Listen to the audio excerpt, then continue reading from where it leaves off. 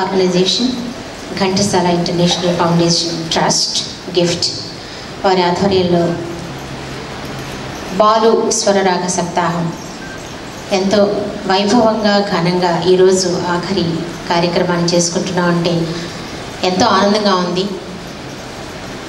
ఈ చారిత్రాత్మకమైన కార్యక్రమంలో నేను కూడా ఒక ఉడతా భక్తి సాయం చేసినందుకు, ఆ సదవకాశాన్ని నాకు ఇచ్చినందుకు ఈ రెండు సంస్థల అధిపతులకి నేను నా ధన్యవాదాలు తెలుపుకుంటున్నాను. ఇంతవరకు నేను చేసిన సేవల్లా కేవలం పాటలు సెలెక్ట్ చేసి వారికి పంపించడం, ఆ తర్వాత నిర్వాహకురాలుగా గీతాంజలి, గానాంజలి,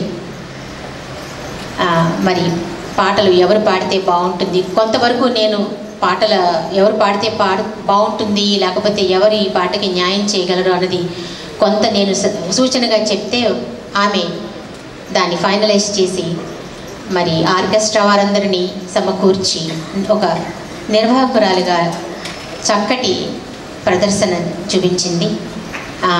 చిన్నపిల్లైన వయసులో చక్కటి సేవ చేసిందని నేను ఘంటాపదంగా చెప్పగలను. తను నేను అస్తమానం ఫోన్లో మాట్లాడుకోవటం, ఈమెయిల్స్ చేసుకోవటం, ఇలా సుమారుగా ఒక 2 వారాలు గడుపుంటాం.